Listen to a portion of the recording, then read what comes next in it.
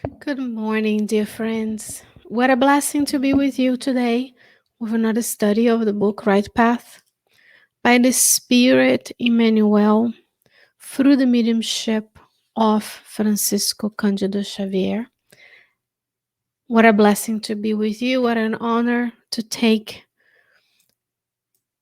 be able to spend this time with you. You've taken the time to be with us, and I hope that you enjoy this chapter. It's chapter 56 of the book, and it's titled by Emmanuel To Forgive and to Understand. And this morning we want to think about, are we forgiving and understanding? Are we forgiving but not understanding? Are we understanding but not forgiving? You understand what I'm saying soon? This is the way he puts it. Quote, many people forgive, however, do not understand. And many people understand, however, do not forgive. Many companions distance themselves from the offense received, seeking to forget them, but they want to distance themselves from those who formulate them, the offenses, without understanding their difficulties. Many others understand those who bother them or who hurt them, however, they do not excuse their least happy gestures. Unquote. So, which one are you? Are we the ones forgiving offenses but not understanding what's going on? Or are we understanding of the situation but we do not forgive them? We must be one of these, otherwise, many would need to bring us these teachings, right? Are we distancing ourselves from the people who have hurt us, not seeking to understand their difficulties that led them to hurt us? Or we are actually forgiving them and going a step forward in order to help them so they don't incur in errors anymore? Let's reverse this. If you were the one who hurt someone, what would you like them to do? We can't control what other people do. What we can control is our actions and reactions. Hopefully, our actions, we are less reactive and more proactive. You can control how you behave, and then you can become a model for others. We are always a model to someone in the physical realm or in the spiritual realm. There's always souls and spirits watching us. Therefore, what kind of example do we want to leave behind? Because one day we're going to leave this physical existence and return to our spiritual home. What kind of impact we want to have in other people's lives.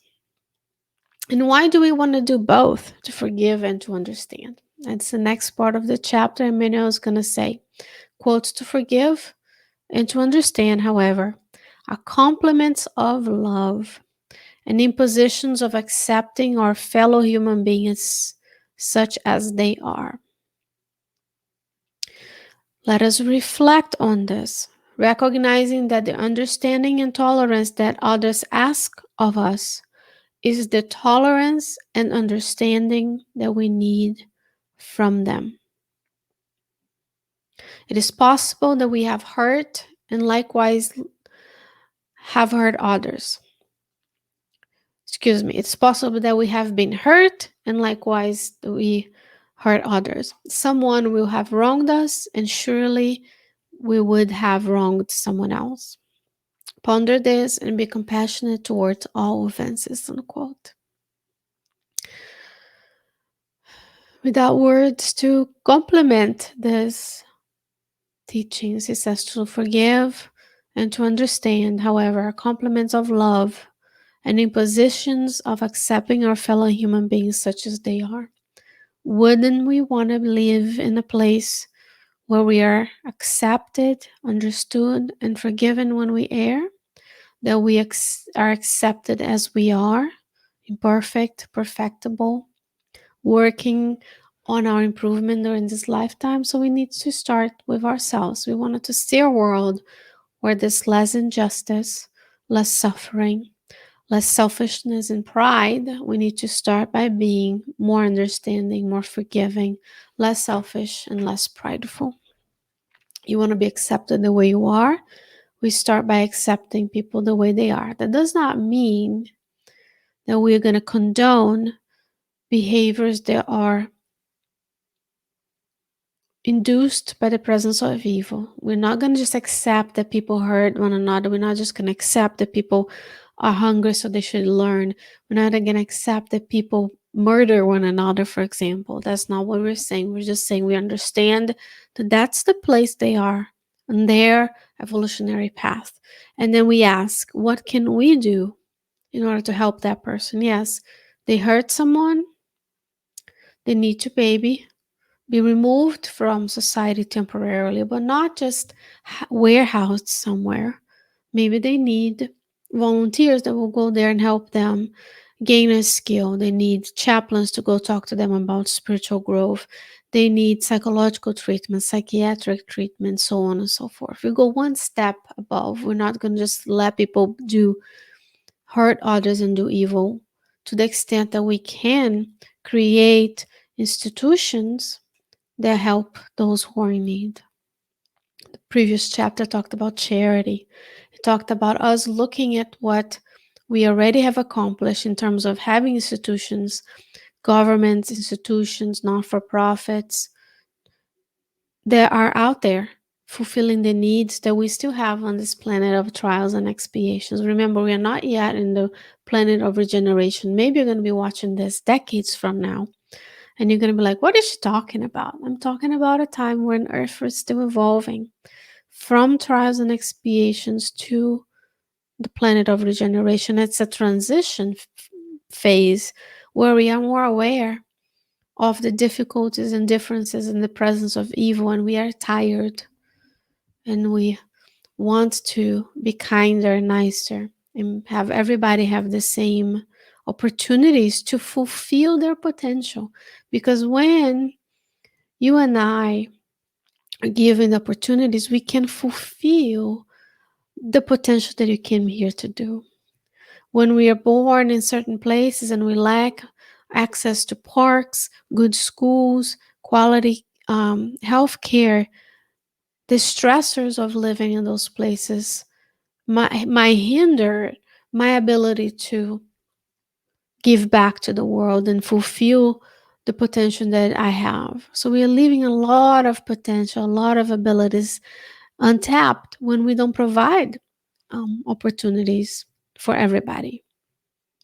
That doesn't mean some of them cannot overcome and rise above and fulfill their needs, but we need to give every human being, almost 8 billion of us right now, opportunity so they can flourish wherever God put them.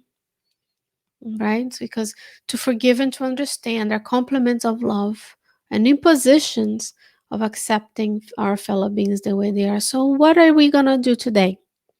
From today until now, next week, hopefully, this is the plan of action by Emmanuel.